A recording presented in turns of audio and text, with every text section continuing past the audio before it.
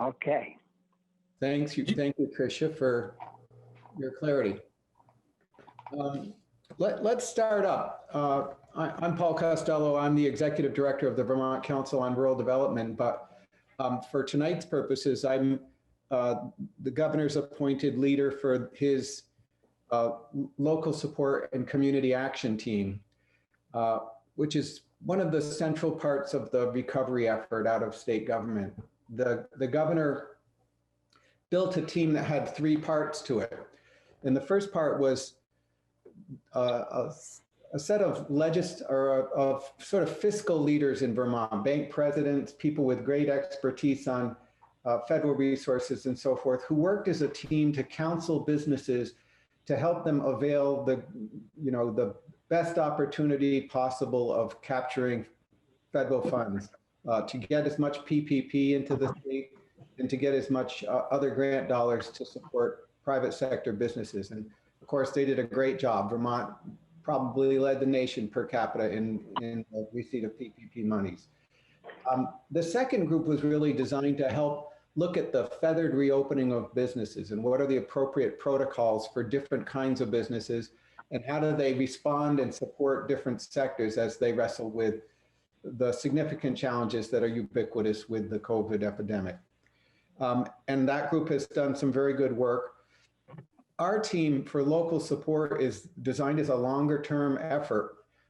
I think the governor in his wisdom realized that not all the answers to our challenges are going to come from Washington, D.C. these days.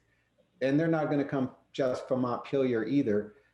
In every town in the state, there are people helping their neighbors, people stepping up to be on recovery committees or mutual support groups, people who've been helping at the food shelf or have designed new ways to help their neighbors, and from phone trees to paying attention to who needs food dropped off. And that work is, works at the most simple level, but then people are doing things for downtown reopening and for practical, systematic work to support agriculture and food distribution. And things are spurring up from the ground all over. And so the governor was really interested in making sure that good ideas from one place are learned about elsewhere, that we share, that we figure out what's successful, and we model best practices, and then we make sure there's good communication between places to share those best practices. So we've been documenting those things.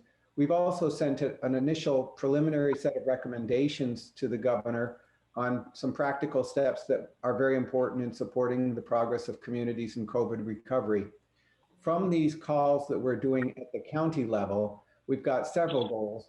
One is to build a set of findings that we'll report back to the governor in terms of the things that local and regional leaders are wrestling with.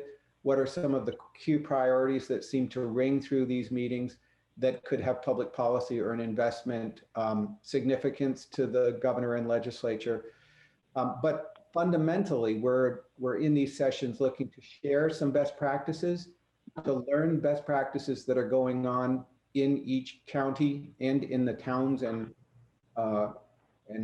hamlets of those counties, and then to think about ways that you need more help, think about gaps and additional needs, and then also to think about things that you are working on and can step forward. So we're proud to have an action team, the action team supporting and behind this.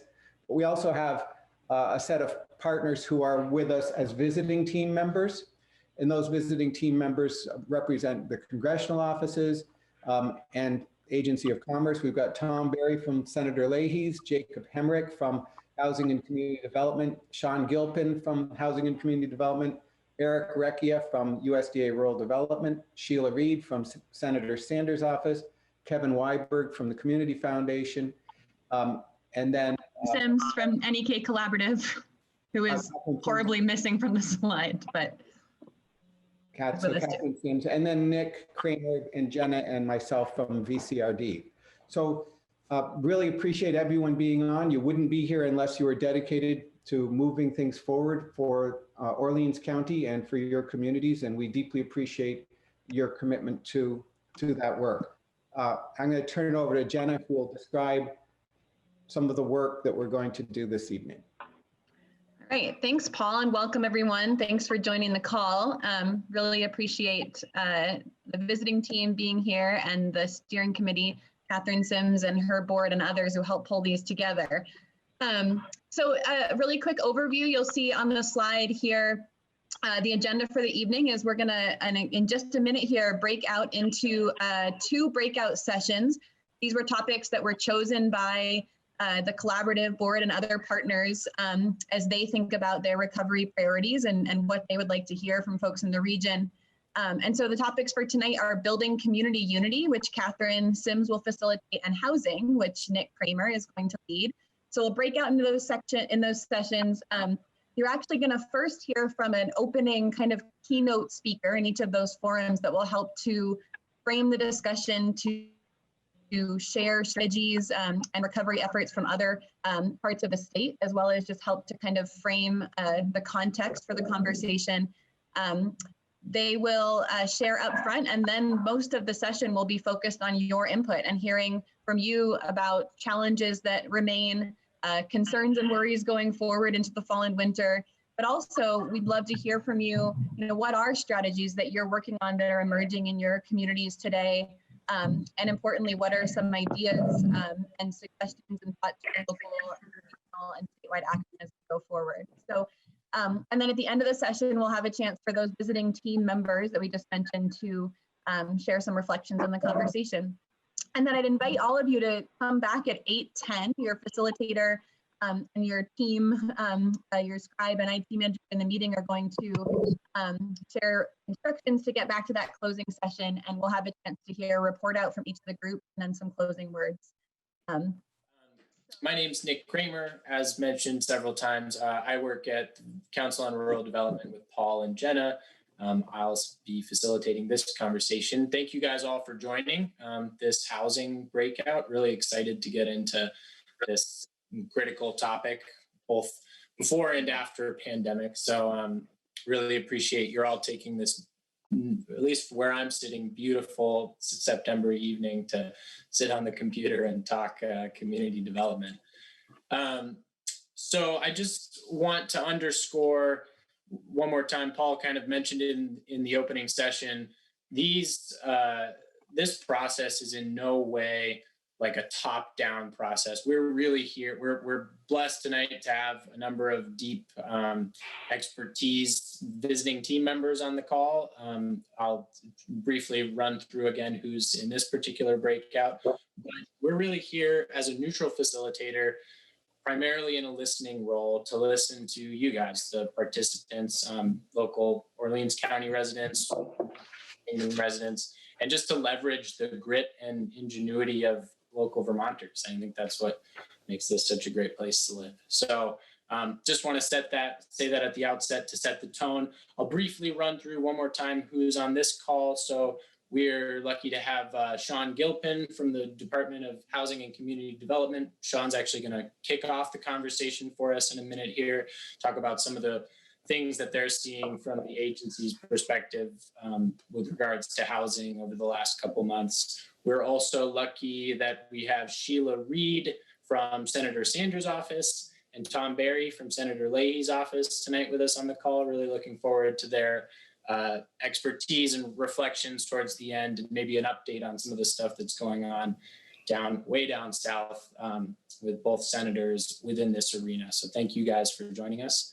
Of course, acknowledge Paul is sitting in with us tonight. I think he's occupying a primarily listening role.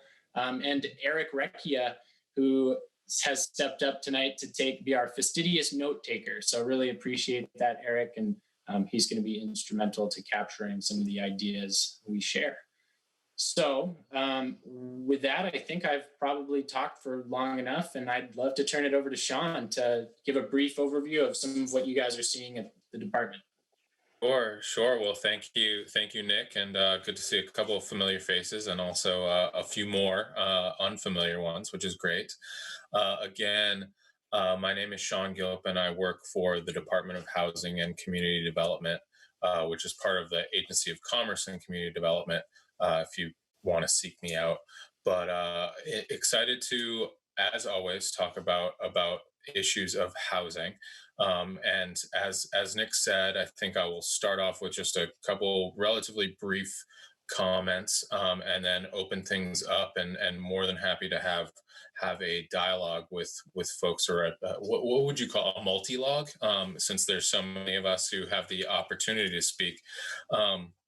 So I think normally in these sort of situations, I would dive into a discussion of how important housing is and how it touches on every aspect of people's lives. But I'm going to go ahead and jump over that a little bit, knowing that the folks who have selected to be in this room probably already recognize the importance of housing and what it means for people. And I think it is imperative to mention that prior to, I recognize that the sort of backdrop of this whole gathering is around a COVID-19 recovery situation, and I think that most of the people on this call will recognize that this particular pandemic is different than perhaps other disasters that we've dealt with in the past, and it has longer tails on either end, and it's really underscored to an incredible degree, I think, the importance of housing in particular. We've understood that there's been an availability and an affordability issue when it comes to housing throughout the state, and particularly in the Northeast Kingdom when it comes to housing that is available and functional to provide healthy options for folks. And I think I was actually speaking with a reporter the other day who was looking towards Vermont as an example of how we've actually done quite well when it comes to addressing housing needs in the I will say the post-COVID era, without a better term for that, because I don't think we're actually post anything. But pointing out that even down to the governor's stay home, stay safe order, just the title of that immediately underlines how, in order to stay safe in this sort of situation, you need to have a home. And we've done quite a lot, I think, in the state, and have a lot to be proud of with moving money into places, into programs rather, that have actually allowed for people to have a home and to stay safe. And we want to build on that. I think that housing just generally, not only in the state of Vermont, but nationally, is being recognized more and more over the years as something that is imperative, beyond just important, but imperative for people to actually achieve any sort of American dream, or any other dream, really. And we have utilized that interest and that focus, I think, to leverage a whole lot of what we're dealing with right now with the Coronavirus Relief Fund dollars, so the CRF. I'm going to try to not use acronyms as much as I can, but the so Coronavirus Relief Fund dollars are the limited use monies that have been allowed as a state to utilize for a number of different things, and several tens of millions have gone to housing related programs. So relating to everything from rental assistance, mortgage assistance, rehabilitating vacant units to utilize for people who are precariously housed or experiencing homelessness, are all things that have been utilized in order to achieve what is actually in Vermont was for a moment an interruption in homelessness. We actually had no homeless people for a certain number of months in the state of Vermont, or at least no homeless people who wanted to seek shelter for a number of months, and that's an incredible lift. We're now getting towards the point where we're seeing a lot of those programs. We're seeing the end of them at the end of this year, and we're wanting to not let that not slide back down that hill that we've climbed up. And a couple of the things, and I know that the time is short, and I want to open it up. And but a couple of things that have happened even prior to the COVID pandemic, prior to March, prior to February, when we were starting to see this, related to an understanding of the need for more information around housing and more strategies to increase the availability of housing. And I would say that, I will point out that a couple of those successful programs have been increasing the availability of data right down to the local level through housingdata.org and the community profiles page that's there. That allows for any individual to understand a lot more of information about the housing needs of a particular area. And also the ongoing, and I think it might be live now, or will be live soon, what we're calling the Housing Ready Toolkit, which is a suite of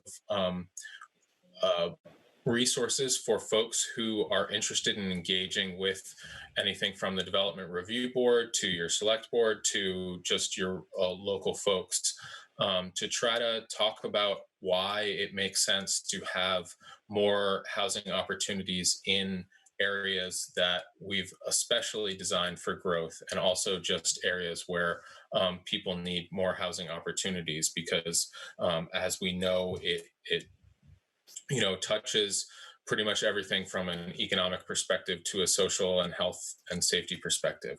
So there are a number of different programs that can be utilized, not least of which is run by our program, the Community Development Block Grant.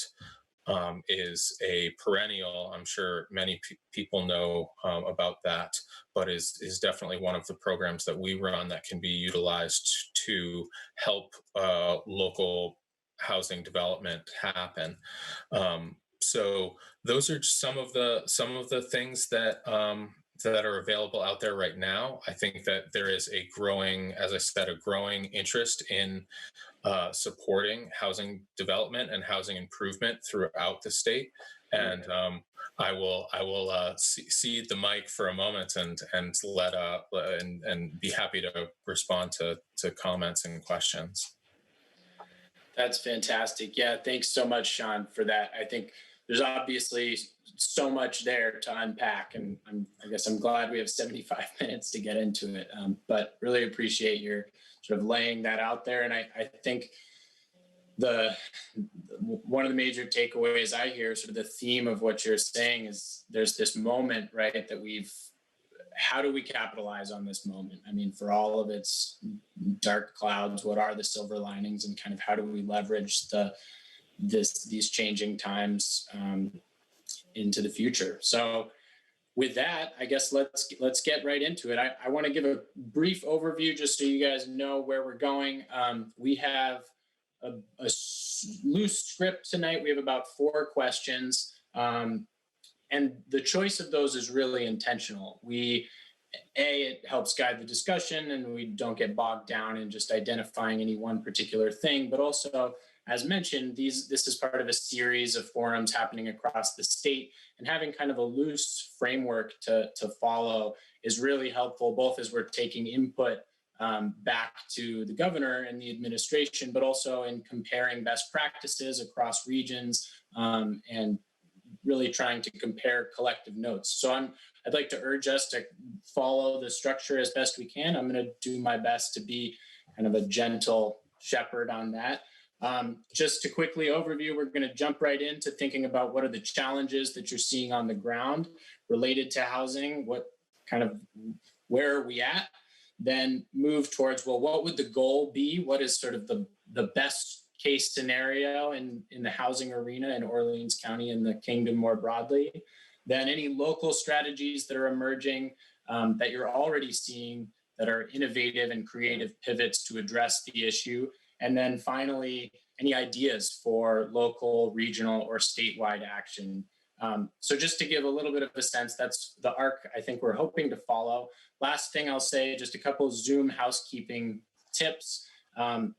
If we can follow a hand-raising protocol of some sort, you can either raise your real flesh and blood hand, or anybody who's particularly adept at Zoom. At the bottom of the screen, if you scroll down, there should be a little icon that says participants. If you click that, then next to your name, there should be an option to raise hand, and that will pop up a little blue virtual hand, which then helps me. I can kind of follow who's in the queue and wanting to speak. So if there are no pressing questions at this point, I'd say let's go for it, and I'll open up the floor. So what are the challenges that everybody's seeing on the ground? Kind of what's the current landscape look like and with regards to housing?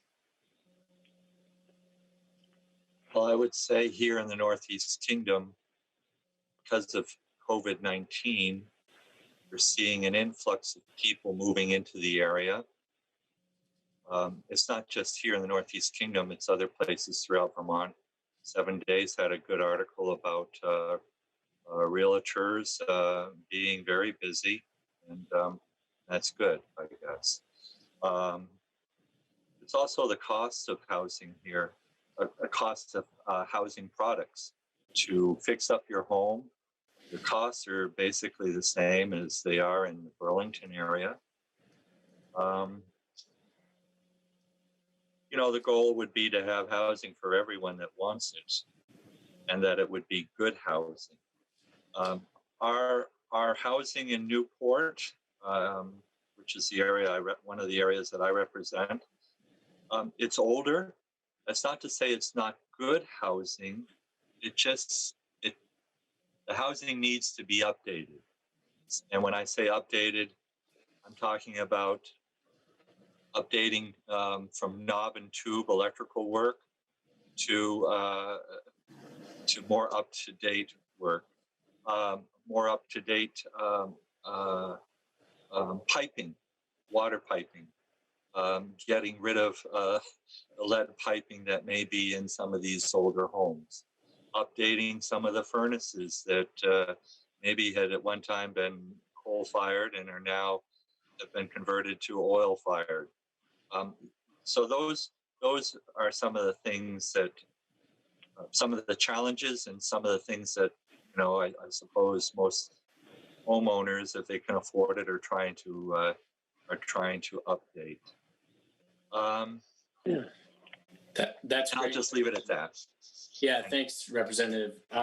So I'm hearing inbound migration, incoming home buyers, high cost of building materials, and certainly a lot of older housing stock that could use some updating. Yeah, Jenna. Hi, I'm Jenna O'Farrell, the Executive Director of Northeast Kingdom Community Action. And for the past months, we've been supporting homeless individuals and families at the Pinecrest, which is the motel in Barton, Orleans line there. That hotel that's previously been collaborative with homeless stays through the General Assistance Program in the Newport area was not even, I think General Assistance Program didn't feel comfortable because of the condition of the hotel. So we worked with the Pinecrest. So anybody who was experiencing homelessness in the Newport area and Derby had to be relocated to Barton. So then we staffed the Pinecrest with our NECA staff and delivered meals until the state took over the housing program and the feeding program, food and housing. We now have access to funding and extra case management support to relocate folks back. That we have 18 individuals there at the Pinecrest now. They'd all like to go to the Newport area, and we have the funds to help support and get them there, and case management. We do not have apartments. We cannot find housing stock for them to move into. We work closely with Rural Edge. We work closely with all of our community partners, and we have strong teams in Newport. We have a strong housing review team. We're using coordinated entry process. We're using every system, and we have funds. We just really cannot get property. So that's a huge challenge, is is looking at housing stock and available rental units that will meet the needs of individuals. And there's properties that are in other towns. Like Rural Edge has, and I'll let Robert speak to that. I mean, there's properties that might not be in the city, but that's where people want to be because they don't have transportation. So moving folks out to Island Pond, it doesn't, and they don't have a car, it doesn't really meet their needs. So really looking at consumer preference. We have groups of folks. We have 2 homeless families there too, whose children like to go back to school. And we desperately need to get them back to Newport. And that's where they'd like to be. Thanks, Jenna. Yeah, that's So it's an issue of affordability for the most part, and this is Bobby Starr, and I think the challenge is to Burlington, the larger Rutland, the larger places, of course, have bigger numbers and more problems. So Montpelier tries to fix those areas, and sometimes rural areas kind of get left on their own. And so we got to devise a system where the money gets divided up more evenly to help overcome this affordability issue. And what we have done is VHCB, Vermont Housing Conservation people, they've moved money from ag to more housing to change that percentage around to help more on the housing. But the cost that Woody was talking about earlier, the cost of redoing these older homes is tremendous. And, you start spending $100,000, $120,000 a unit just to upgrade. It makes it almost unaffordable again. Once you get it done, it makes it unaffordable for people to be able to pay, these rents unless we subsidize the whole rent issue. So affordability, I think, of adequate housing is a major problem up here in our area. And like, I think it was Jenna that was just on, maybe. People with our limited public transit system that we have, people do migrate toward Newport in the larger places to live. And so we got to devise a more equitable system of dividing the subsidies up and helping our rural communities as much as we're helping our larger populated areas. That's great, Senator. Yeah, I'm hearing you loud and clear on that. And I think you're almost providing a perfect segue to the next question, which is sort of what is the long-term goal and what would we like to see? But before we move there, I do see Robert Little with a hand up. Just want to give you a chance, Robert, if you've got another challenge to identify. Just to add to that, Robert Little, Community Building and Engagement Manager with Rural Edge.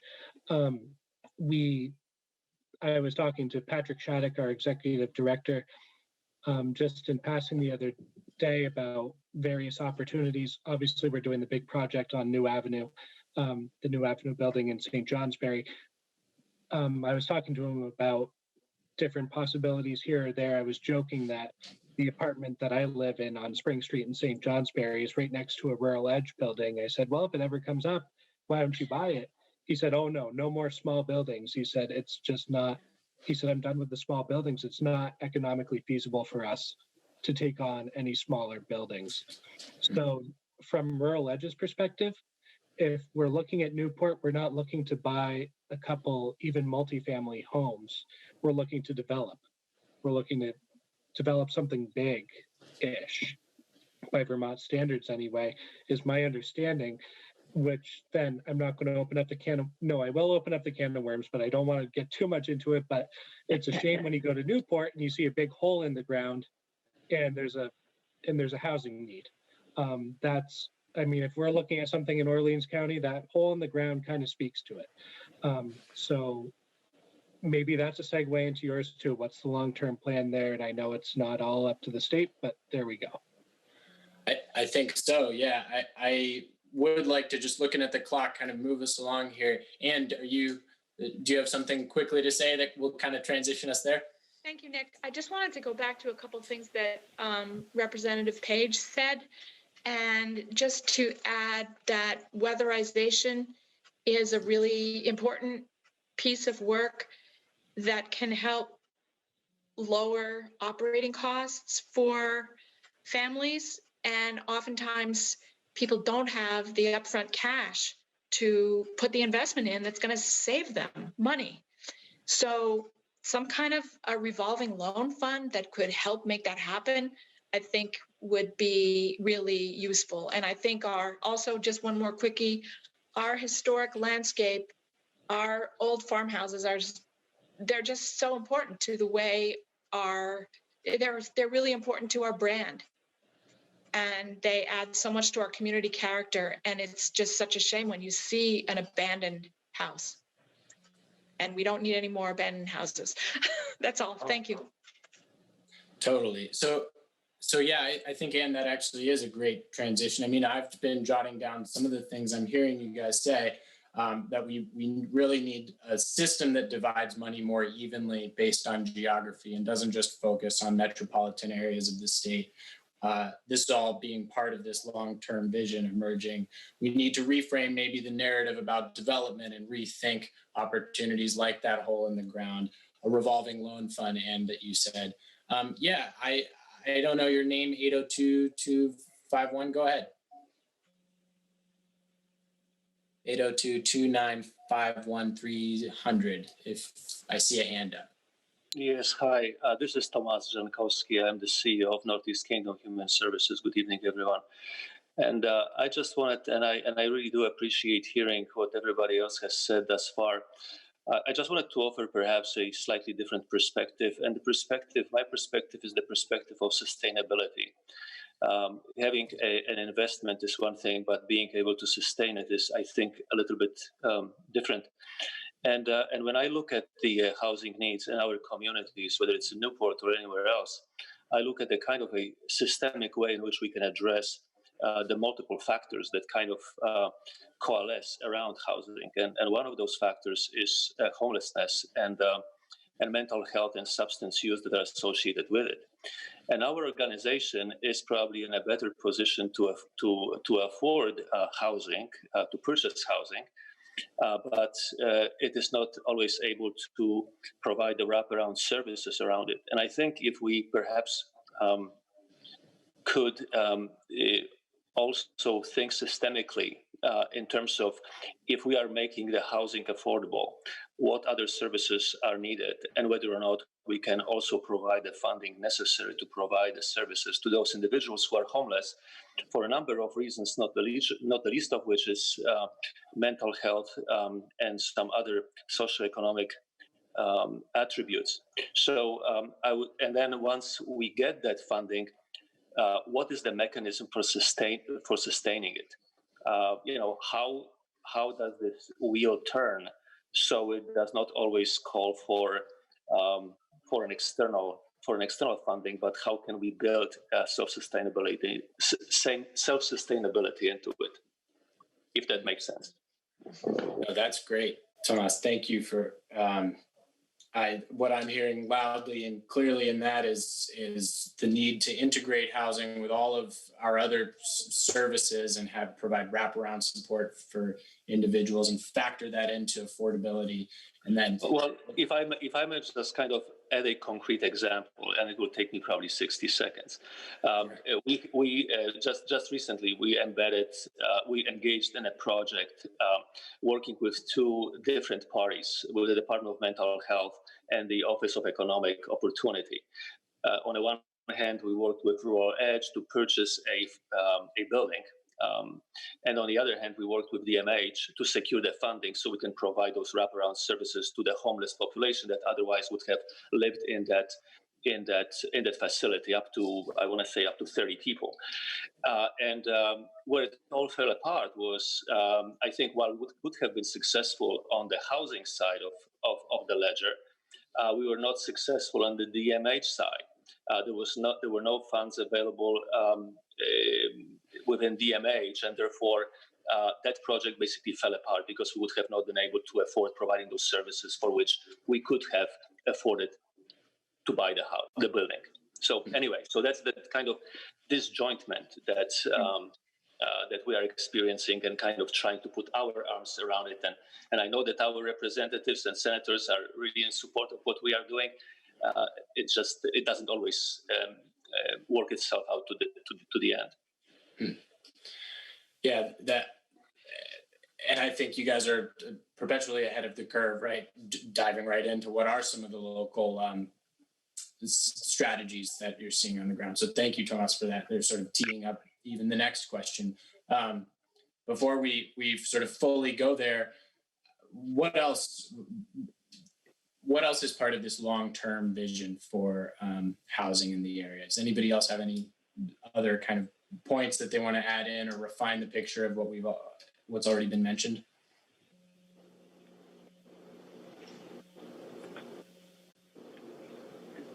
I'll just say that there does seem to be an emphasis now on housing within our towns, our central towns.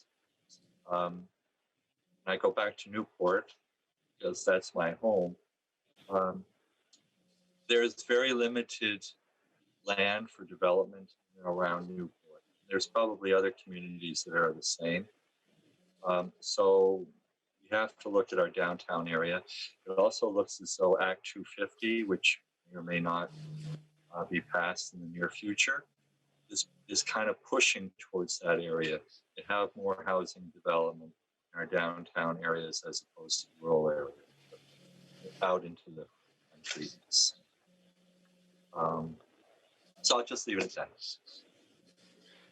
Thanks, Representative. Yeah, and I think that really ties back to what Jenna was saying and Robert, just about integrating with transportation and other services and kind of thinking holistically about the wraparound of individual needs. Anything else, anyone, before we transition to talking about some of the strategies, some of the things going on?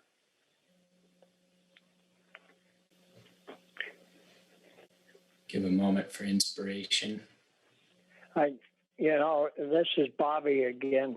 I noticed, like in certain communities, there are people that rent a lot of properties. Maybe besides like Rural Edge in Newport, I think Cement for Magog Rentals, which is Spates. I see those folks are doing a lot of rehabbing on older buildings, and maybe we as a county or as a state or some agency like Tomas's Northeast Kingdom Mental Health could get hooked up with somebody that, like Doug and his daughter, that really seem to do a good job on the houses they're rehabbing, and I bet it's not as expensive as some other means of developing good, stable housing.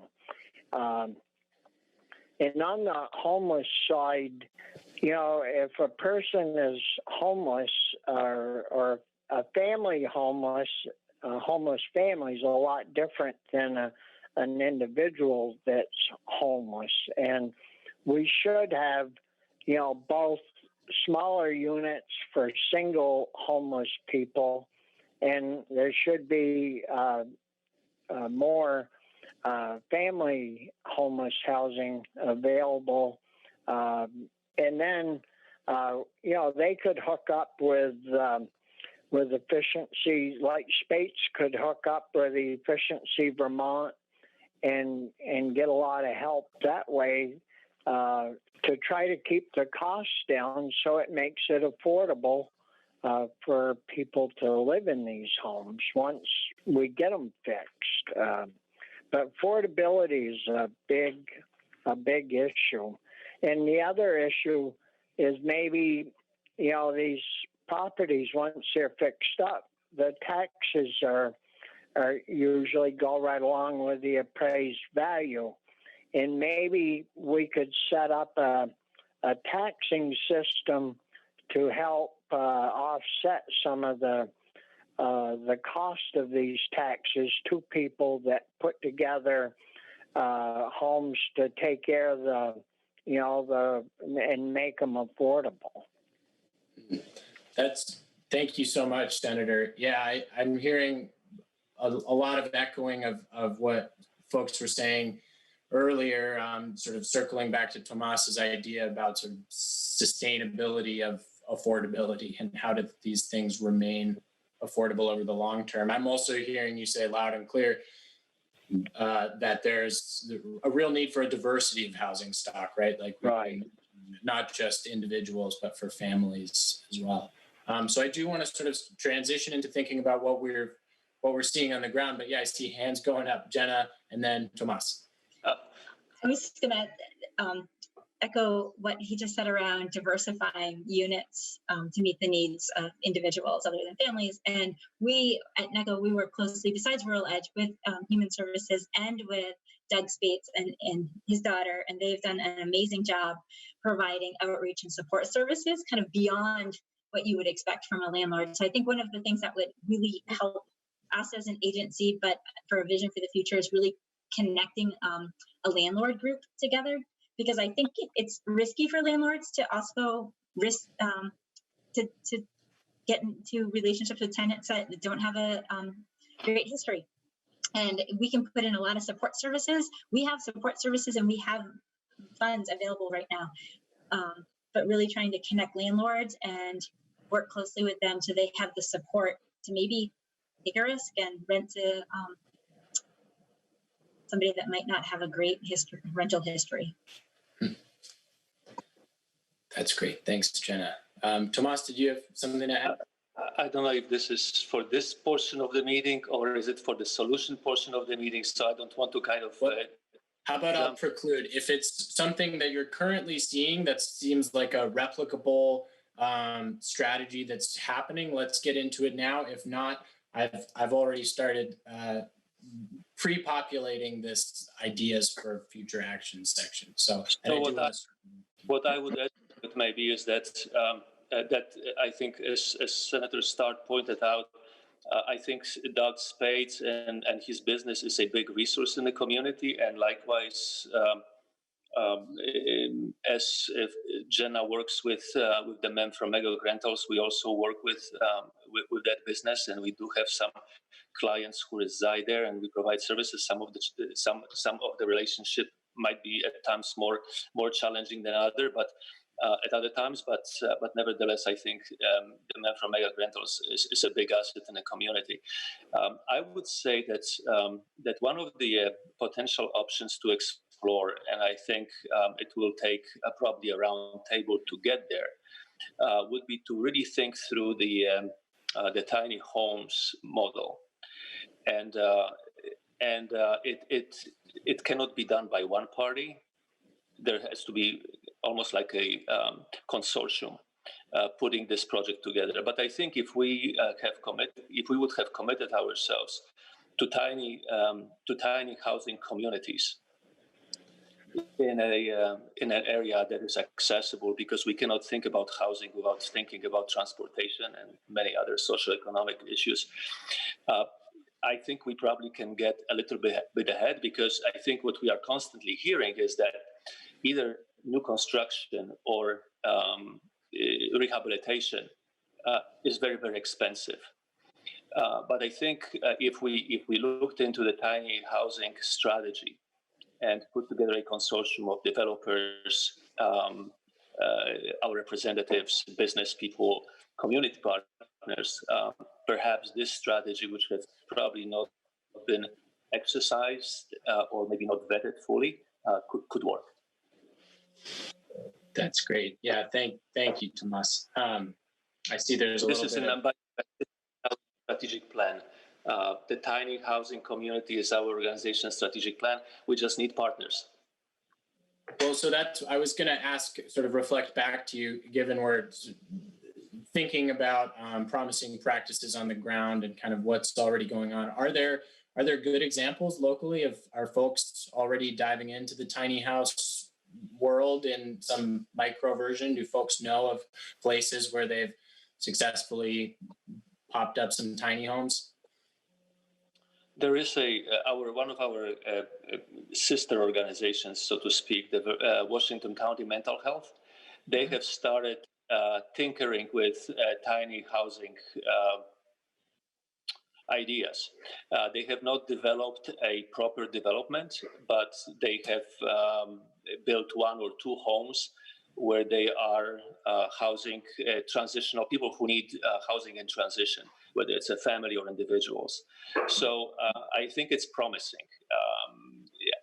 I don't think anybody has been able to take a quantum leap in that direction because, again, it's the initial investment and also the sustainability of it. So that is why I say that Northeast Kingdom's Human Services is not going to solve this problem. I think we would like to be one of the catalysts in making that happen. So I just want to put it on a table for anybody who wants to engage with us, and we'll take it as far as we need to take it.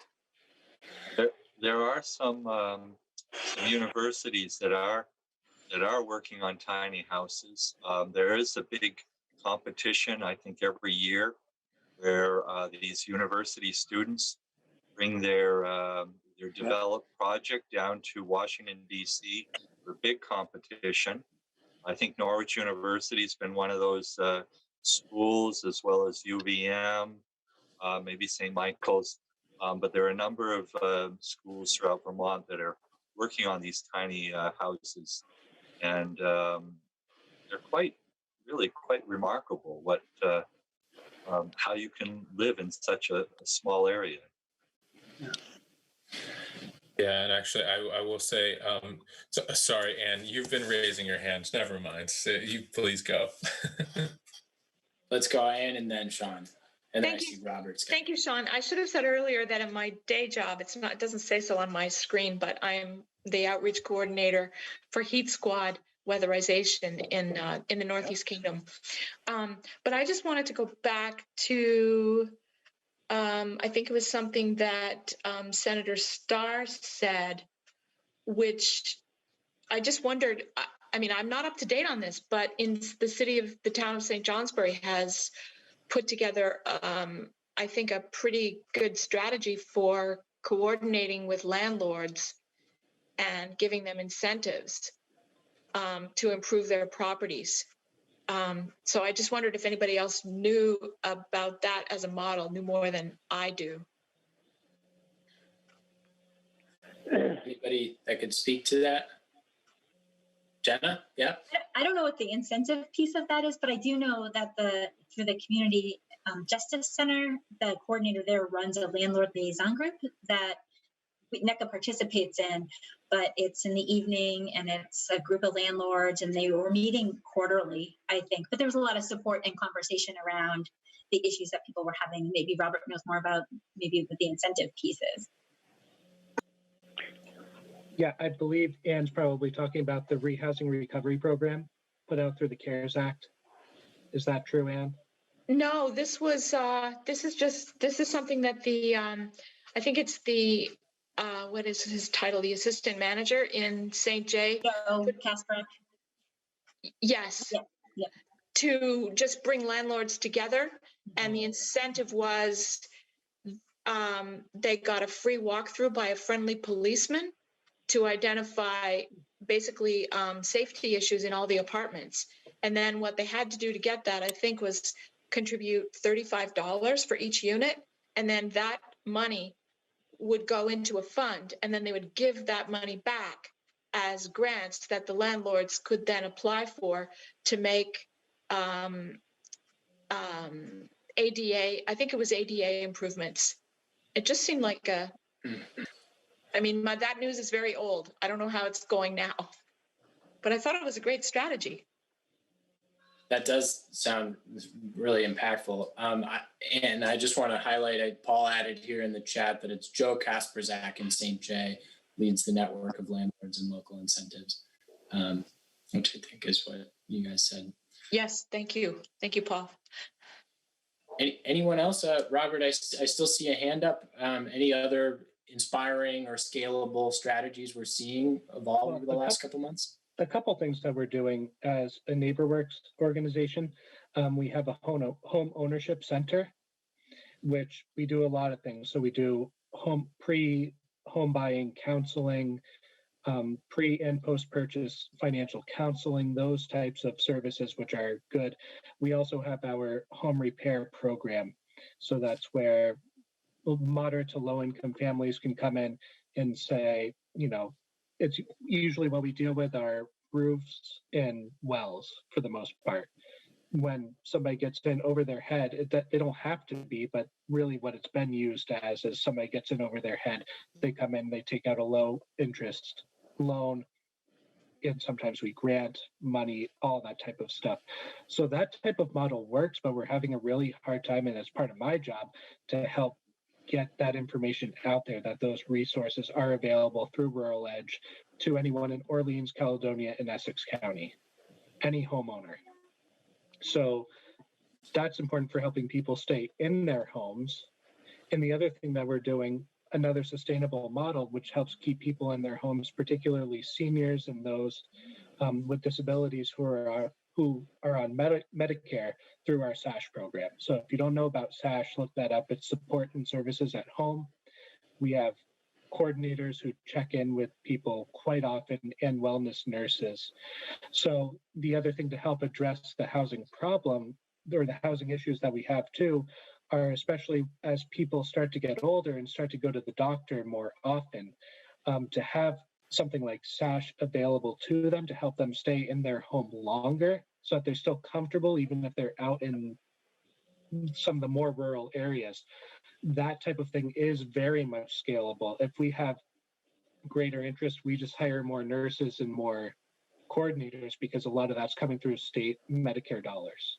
So that type of thing is very scalable too. So we're not just looking at developing housing or rehabbing housing. We're looking at as an aging population, allowing that aging population to feel comfortable staying in their homes that are in fine shape. So that's another thing to contribute. Thank you so much for that, Robert. Yeah, I think clearly such an important flip side to the coin, right?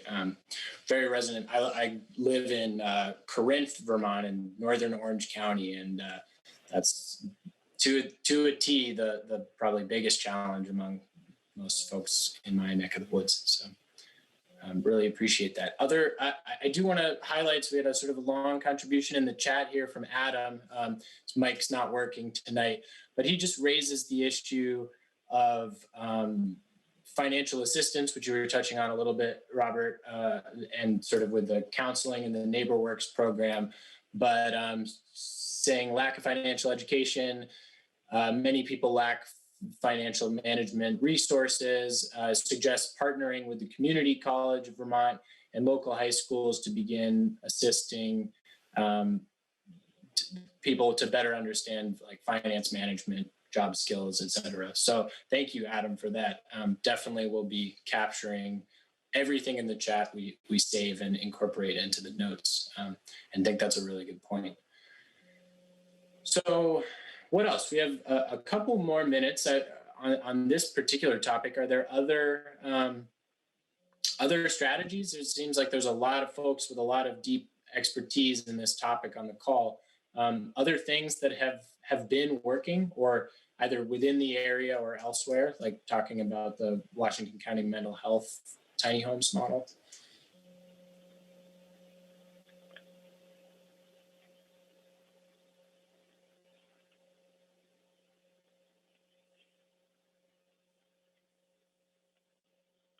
Hearing nothing. Crickets. Maybe it's time to kind of turn you guys loose. I think we've had already some really good ideas for future future action. Some of the ones that I've written down were this idea of being more of connecting more systemically with landlords, kind of leveraging the success or trying to copy the success of the St. Johnsbury program, connecting with folks like Doug Spades. Am I getting that right? These benevolent local landlords that can really be a resource to help rehabilitate housing.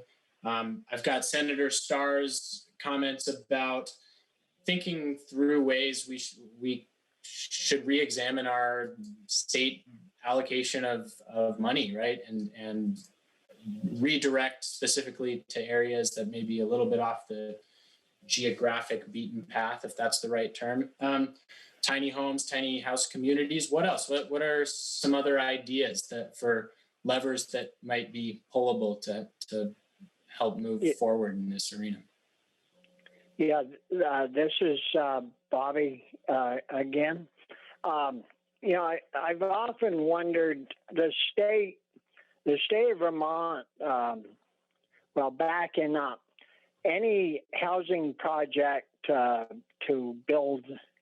I heard Rural Edge say they like just bigger projects, but housing projects, the land is a very expensive part of a project, and the state of Vermont owns a lot of land from one end of the state to the other.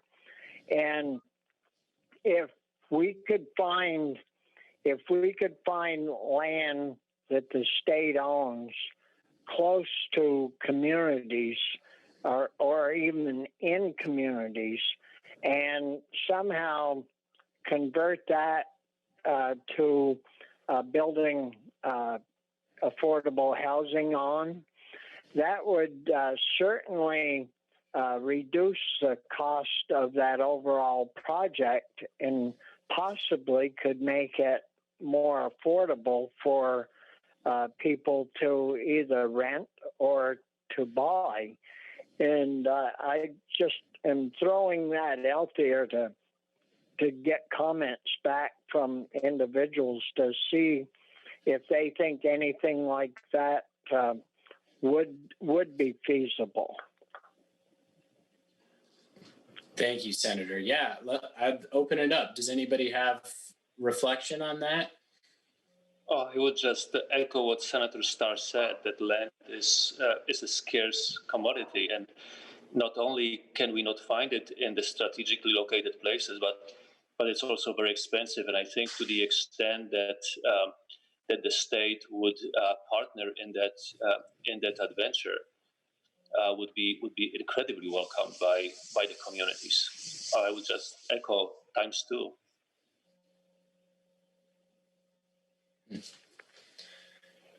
Yeah, thanks, Tomas. Other reactions, other reflections on repurposing state land or other more broadly state partnership? I mean, we have I would maybe throw another thought, and I just know the details, but I think the regulations sometimes can be very handcuffing, and if we are looking at a development that is different than just an apartment here or a house somewhere else, also to support it with a respite from perhaps sometimes very stringent regulations that can put a kibosh on a project just because it becomes either too timely, too costly, and it just makes it really unfeasible.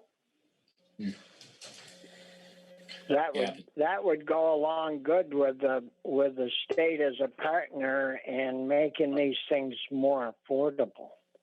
Right, I couldn't agree more.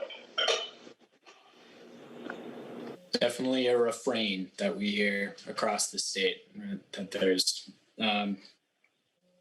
handcuffing regulations definitely don't drive down the price of housing, right? In a manner of speaking, of course. Right. no, I think you're onto something, Tomas. I mean, I think it's definitely a topic that's recurring. There's also another issue regarding housing, and it's very difficult. Might not be difficult for somebody like Memphremagog Rentals in Newport, but for your average person who buys a home and does some renovations, they're very weary of who they rent out to, because a lot of the rules are in place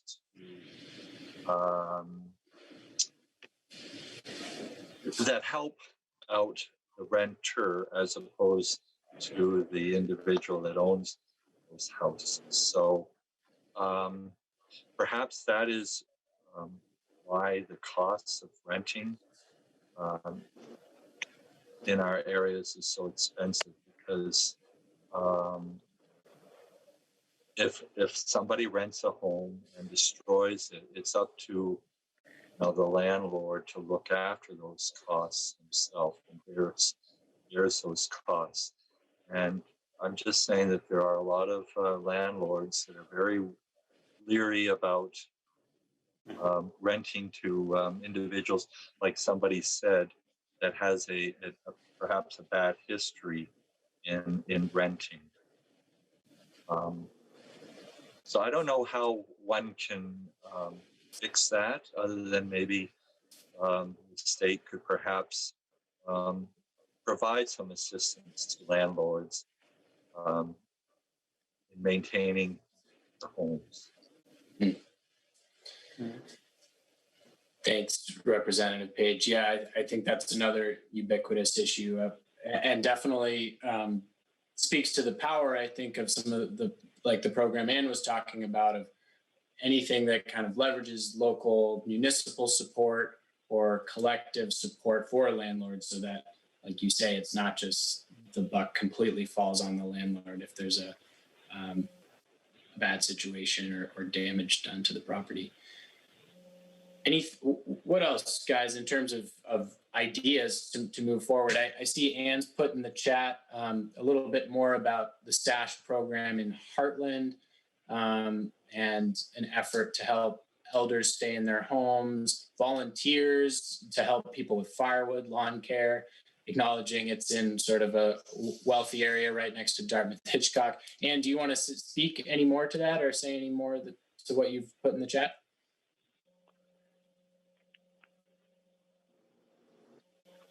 It's an interesting, I thought it was a pretty powerful community model, but I have no idea about how they're doing. How sustainable is that? I mean, how much does it cost to have a community nurse be able to go around and do podiatry checks? So I don't know. It's just sort of like an open question, or an open idea. I don't think it has much to do with SASH, and I really think that Rural Edges, the programs that you talked about, Robert, are really, really fabulous, and they actually really tie in with the suggestion in writing that came from Adam Messier, where he was suggesting a partnership with community college and local high schools. I mean, Rural Edge, you know how to do that. You do all those community education programs that help new homeowners learn financial management and all kinds of tools necessary for life. Yeah, and I see Robert, in fact, has a hand up. So Robert, if you so would like to respond. All those things are true. So just one thing about SASH, because it was started in the Burlington area. The whole idea is that if you're keeping people out of nursing homes, that the cost actually goes down. So having a community nurse, quote unquote, or somebody that covers a certain, what they call a panel, is by keeping them in their homes, keeping them out of nursing homes where they really don't need to be at that point, it actually keeps costs down. So economically, if we're following that model, I know it's a little bit more, it might be a little idealistic, but I think that's a very sustainable and feasible model. The other thing is, so Rural Edge is doing a lot of those great things, but for some reason, and I'm working on this because I'm sort of taking over community development and that's a lot of marketing, we don't seem to have the interest. We don't seem to have the outreach, those programs that are very much in place and which seem to be working for some people. We're not able to scale them in the way that we'd like because that goes down to, infrastructure, all that other type of stuff. So of course everything is tied together. But the more we can do to take the things that are already working and try to scale those things that are already working for us, why reinvent the wheel? So I think that's not just me trying to save my job or anything like that. These things are working. Yeah, thanks for that, Robert. I wonder, I'm hearing over and over talking about both the need to kind of shift the dialogue. This was back in the challenges section. Somebody brought up the idea of shifting the dialogue about development. You're talking about this perpetual need for better visibility and outreach. We have a dedicated group of people here, like I said in the beginning, on a beautiful Thursday night, sitting around the table talking about housing. Thoughts collectively on ways, it sounds to me, with a neutral outside party, like everywhere, there's this need in some regards to really amplify this conversation, right? And bring this to a wider audience. And I, for fear of putting my foot in my mouth, I think you're average Joe, whatever that means. Maybe some of these things aren't things they think about, right? If you're not in sort of one end of the socioeconomic spectrum, or you're not a landlord. So I'm curious, just again, leveraging the expertise and deep knowledge in this team, thoughts anybody has on ways to amplify this conversation, increase that outreach that you're talking about, Robert, or sort of bring it to a larger stage, I guess?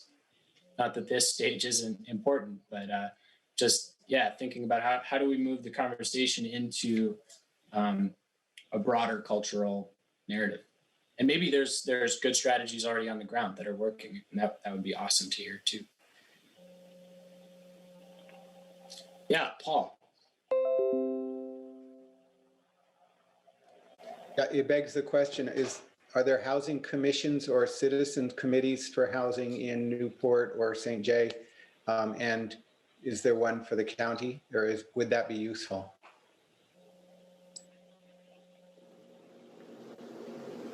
If there's one in Newport, I'm not familiar with it.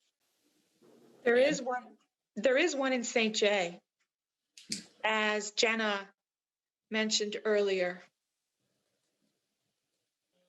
And it's run out of the chairperson, if I have this right, she's the director of the Community Justice Center. Right. Gotcha. Yeah, I think they tend to be in more metropolitan areas, but anybody else know of any other active housing groups, sort of citizens housing groups or housing committees? And maybe to Paul's second question, would that be helpful to have something like that, some sort of board on the county level, or is that duplicative of what Robert, you do, and Jenna? And would that be reinventing the wheel? What do folks think? There is a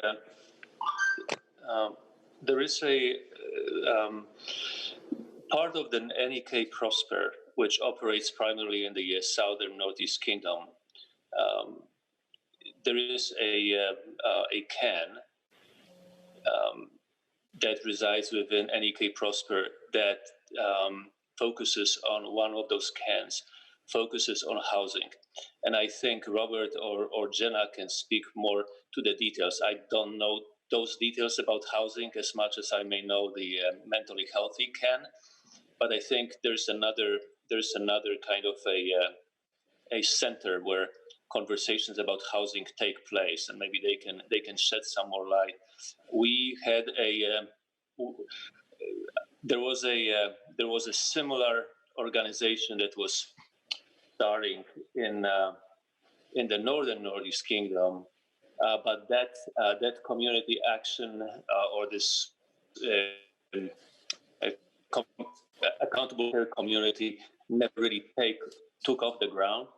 And I'm just as Representative Page, I'm not familiar with any housing coalitions that exist in the northern part. Thank you, Tomas. And just for anybody who may not know, what does CAN mean? What does CAN stand for?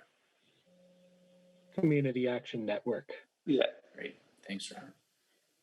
I'm on the well-housed CAN. I just haven't been to a meeting yet because I just started at Rural Edge a month ago and we're not meeting. So it's actually Collaborative Action Network. See, I don't know. That's okay. Because it confuses me. I think every time it's community action, I'm like, no, I'm community action. It's Collaborative Action Network. So what that group did was really look at the gaps in housing services and identify different needs, and agencies and citizens of the community are part of the CAN process to identify the gap and then build resources in kind of in really well-developed network around cross-sector work.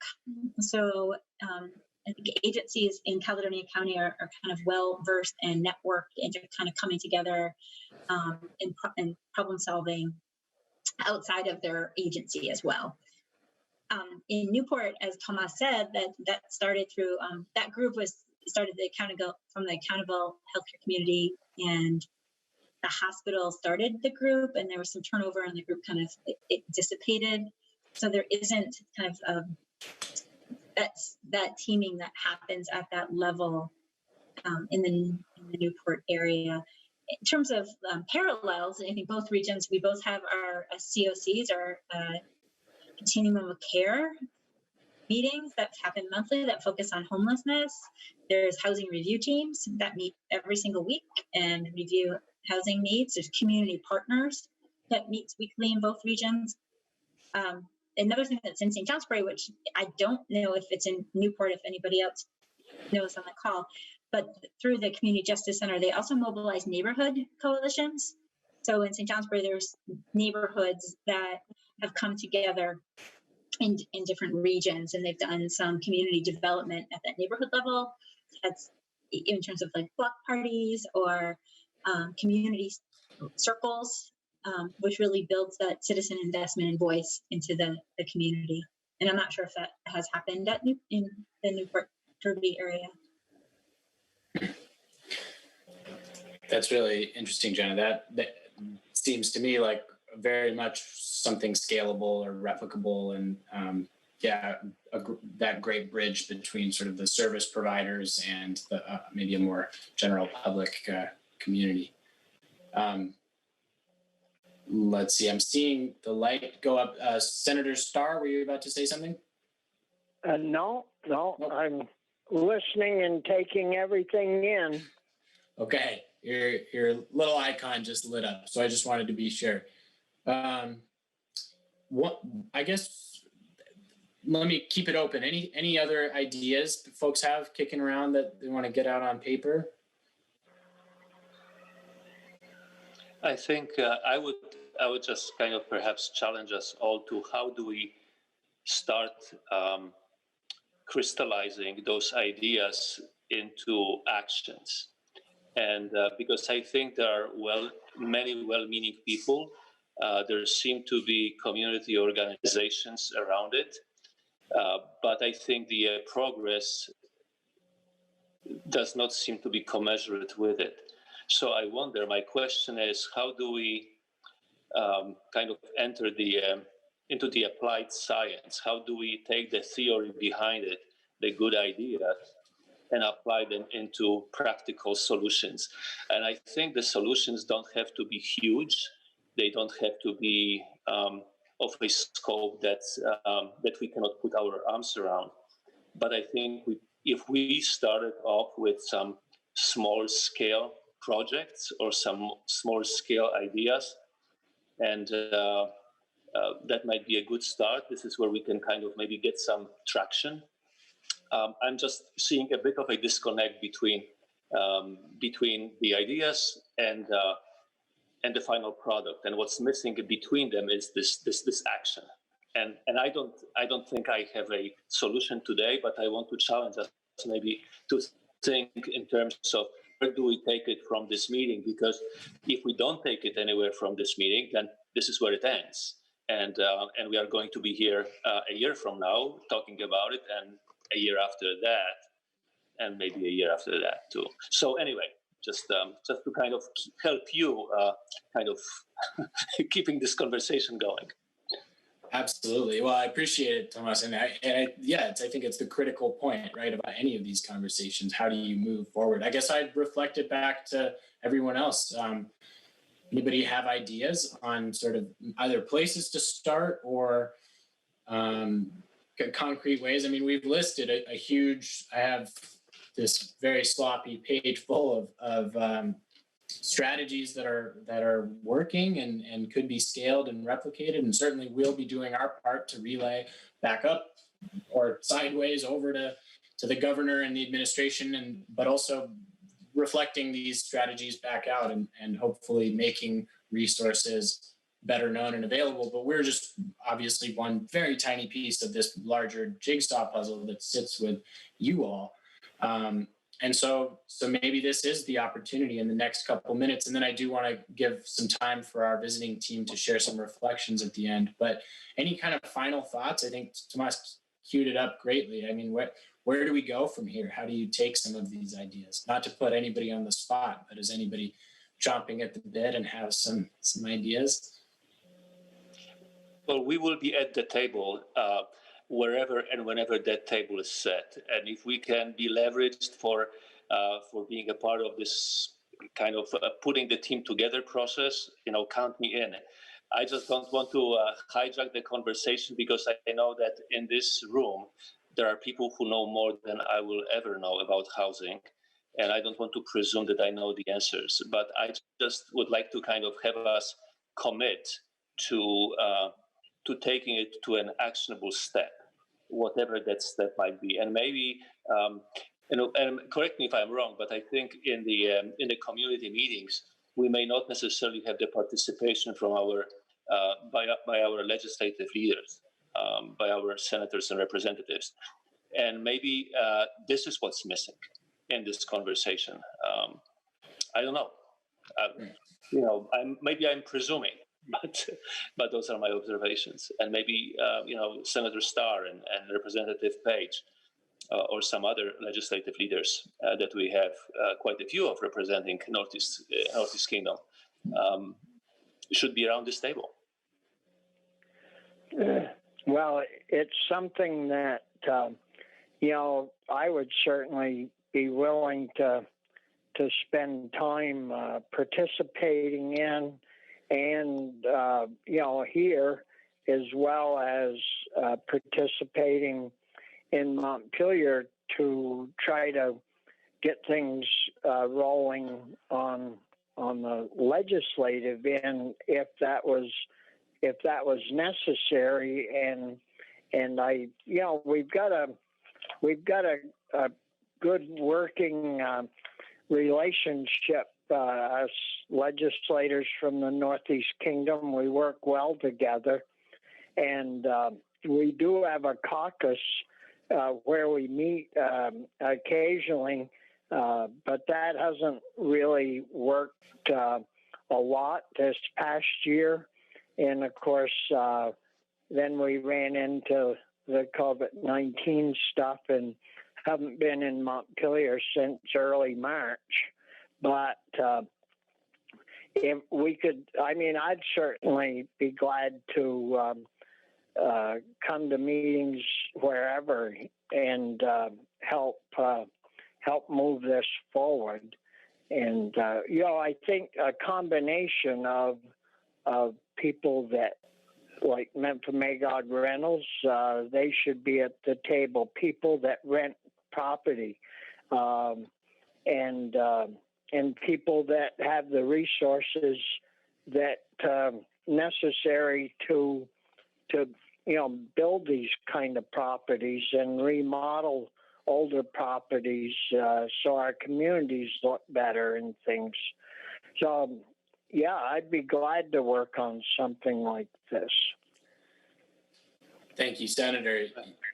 And I hate to sort of cut the conversation short, but I am just eyeing the clock, and I want to make sure that we get some time to hear from our visiting team. So maybe callously, I'd love to turn it over to Tom Barry from Senator Leahy's office to share any reflections you've had on this conversation and maybe some updates from the swamp, so to speak. From the swamp.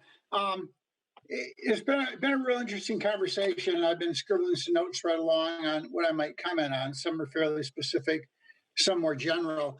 I think more generally, and we started at a particular point and came back around to it, which was how do we, we all move from our COVID experience in a way that it somehow is used as a launching pad to longer term better outcomes. And that was missing from a lot of the conversation as you explored the problems, but we came back to it.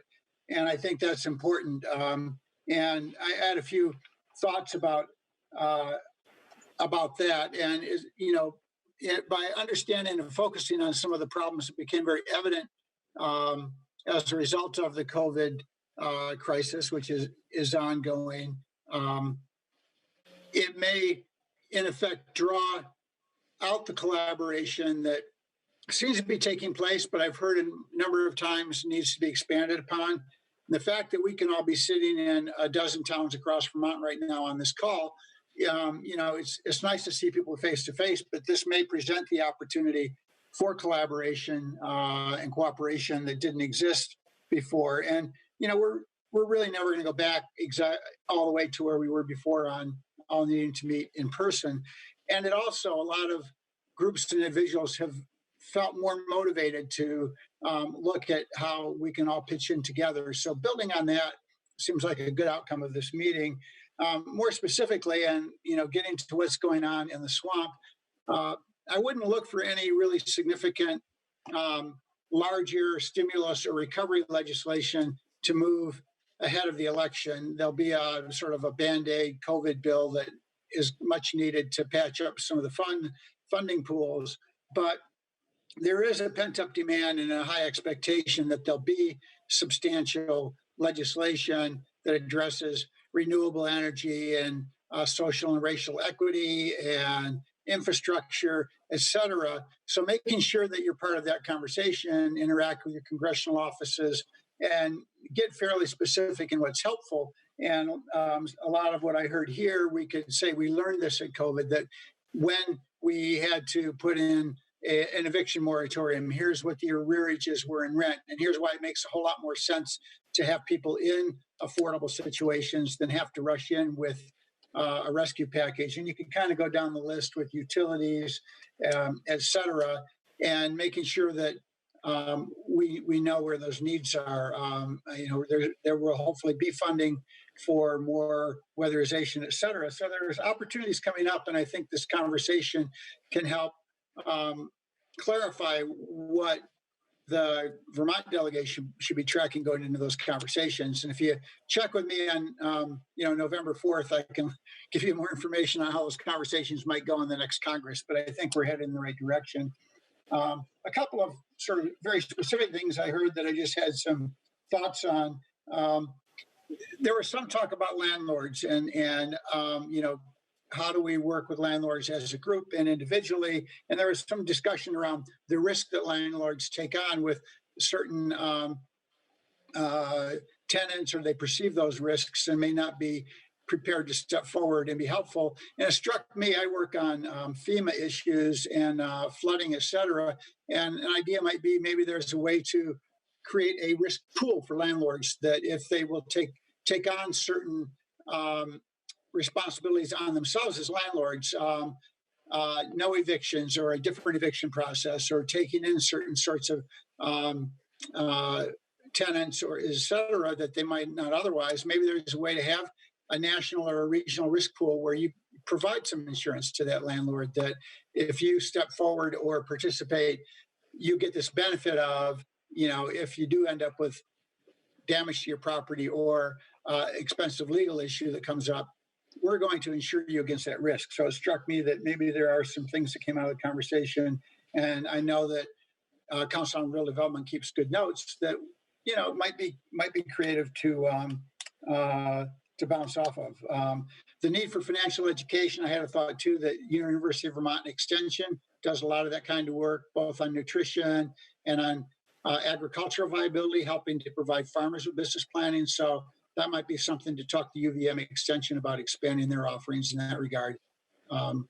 So those are a few of the thoughts, and I'll pass along some others to the VCRD folks who are keeping notes. And that'd be great, Tom. Yeah, easy to find. We'll always do our best to capture everything herein. Sheila, I want to turn it over to you, and anything to add from Senator Sanders' office. Hi, everybody. I have the distinct advantage that I actually live in the Northeast Kingdom, so I love coming to these meetings. It's so great to hear from all of you. I know a lot of you. I guess one of the things I learned tonight, there was a housing crisis in the Northeast Kingdom before COVID, and there is still a housing crisis, needless to say. And we have so much to offer in this state. The affordable housing and services infrastructure is incredible here. Rural Edge, Jenna's shop, everything. What we need is money. And that's what I'm Bernie's eyes and ears. I take endless notes. I process them. It takes me a while. I don't know how Nick does that summary at the end, because it takes me a while to process this stuff. But I'm always, I'm doing that for Bernie, and he knows how much you need. Tom already told you, nothing's happening. Bernie is incredibly frustrated. I'm sure you've seen his statement calling it the Do Nothing Senate, which is not very complimentary, but the House wins the prize this session, I must say. We need a lot more affordable housing development money. We did get some National Housing Trust Fund money, because that doesn't go through appropriations. It's not very much. It's like $3 million, but it's something. And we're working on that. But one of the other big things I learned tonight from you is that you see a big need to rehab existing housing. And, a big need. And I have been all over the Northeast Kingdom. I know what the housing infrastructure looks like and and how much it needs. And we have got to do that, and we have got to keep older Vermonters in their homes. I have been in many of those homes because I also cover seniors for the senator. And I have seen people living in one room with a massive home literally crumbling around them. And this is the kind of thing we really have to focus on. I really appreciate also SASH. That's one of Bernie's favorite models. He loves SASH. We have been working on trying to get it funded throughout the entire nation. So that's how important he thinks SASH is. And I would just ask everybody to keep me informed, stay in touch with me. I'll put on chat my email and number, just so if you've got anything to tell me, please get in touch. And we'll also capture everybody and the visiting team's contact information. We'll go back out with the notes that we'll follow up with. I want to leave like 2 minutes at the end just to walk everybody through the technical aspects of getting back. But Sean, I'd love for you, if you can, in 120 seconds or less, kind of just share your reflections and anything you have to add to the conversation. Thank you so much. Sure. Well, thanks everybody for having us. And I know that, rehabilitation was a message that came out loud and clear. I know that Robert and his folks are are administering the rental rehab program that we've got going on right now. So any private landlords who are interested in revamping units that can get online by the end of the year, they should reach out to me or reach out to Robert Shop.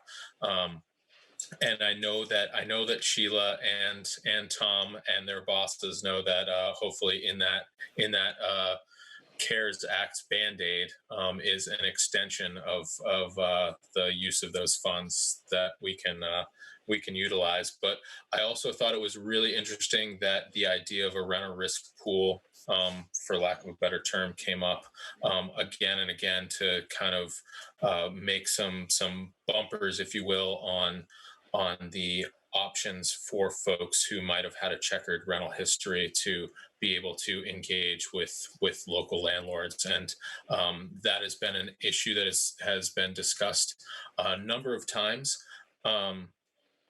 in my time in state government, and I think is a really interesting one. I would encourage folks to speak to their local reps about H739, a rental rehabilitation and rental health and safety bill that has been tossed around and might still have a chance to be moved, that would allow for money to be created or money to be collected, I should say, in order to address those type of issues. But it seems like you folks are really on the right path with talking about all these issues, and with realizing where the leverage and fulcrum points are. And I'm happy to continue to be engaged, and would love to. I'm really looking forward to. We always get a follow-up opportunity with this conversation, and I'm really looking forward to following up with everyone. Thanks so much, Sean. And thank you, everybody, for being on the call. We're down to the wire here, and if you can keep a secret, my boss is very punctual, and we should probably get back to the main session. So I don't have too much time for endless congratulations, but thank you, really. I mean, what an amazing conversation to be a part of, and thank you to all of our visiting team. Catherine, would you be willing to go first and describe the conversation around building community unity? Yeah, thanks. We had a great room and a great conversation about this question of what is building community unity. I'm surrounded by small children at the end of the night, so there may be some disharmony in the background as well. But I think one major piece was first that just building unity means a lot of different things in a lot of different ways, from food access to support for our local businesses to community spaces for everyone to gather and to think about addressing systemic racism and creating a welcoming, inclusive Vermont. We talked a little bit about some of the barriers that Orleans County faces, like financial insecurity, and many Vermonters spending much of their time and energy caring and attending to their basic needs. We talked about the geography, which is really spread out and isolated. We talked about the lack of connectivity and the lack of broadband that makes it difficult for us to connect, especially in this challenging world. And we talked a little bit about the kind of kingdom grit, where maybe we're used to accepting less, and that becomes a sort of mindset where we just sort of accept some of the challenges that our region faces instead of coming together and imagining big. I can help you in a minute, but I'm talking to a lot of people on this call right now. So then we shifted to thinking about what we might want to see for our community. We talked about having courageous conversations and spaces where we really sought to listen and to understand across difference, and to build on our social capital and existing networks to help strengthen a sense of unity. We talked about physical spaces to build unity, like community hubs where it was easy to access multiple services in one place in a way that's trauma-informed and human-centered, and how schools and other institutions play a vital role in supporting and fostering that sense of unity. We talked about police reform. We talked about increasing food access.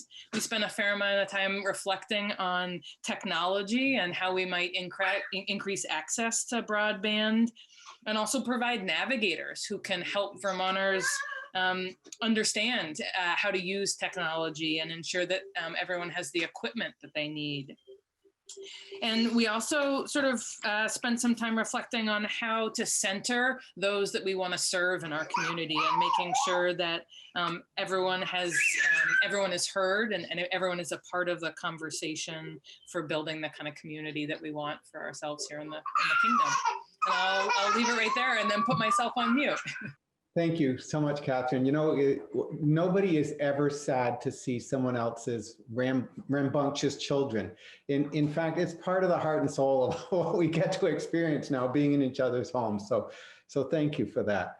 I want to ask Nick Kramer from VCRD to overview briefly the discussion on housing. Sure. Yeah, thanks, Paul. So unsurprisingly, we also had a really great in-depth conversation. Really felt lucky to be a part of it. We started by thinking through some of the challenges related to housing in the area. I mean, clearly there's been a housing crisis since before COVID, and now there's still a housing crisis, right? There's some of these challenges are enduring. The lack of housing stock, older housing stock that needs rehabilitation, funding challenges, geography, et cetera. But pretty quickly we transitioned into thinking long-term about what would the dream look like? What would the goal be in this arena? And there were some really crystal visions that rose to the top. We talked a lot about the need to think about the allocation of state funding, the sustainability of housing programs and how do they self-fund, the need for partnerships between a number of different organizations, and kind of in an ideal world, housing exists as one piece of a greater social support ecosystem where there's integrated services with transportation and everything else individuals and families need. So we talked about the need for a diversity of housing stock, given some differences between individuals and families. So a lot of really great ideas rose to the surface. I think maybe even more inspiringly, it's clear that there's a lot of people with some really great ideas and deep knowledge working on this topic in the area.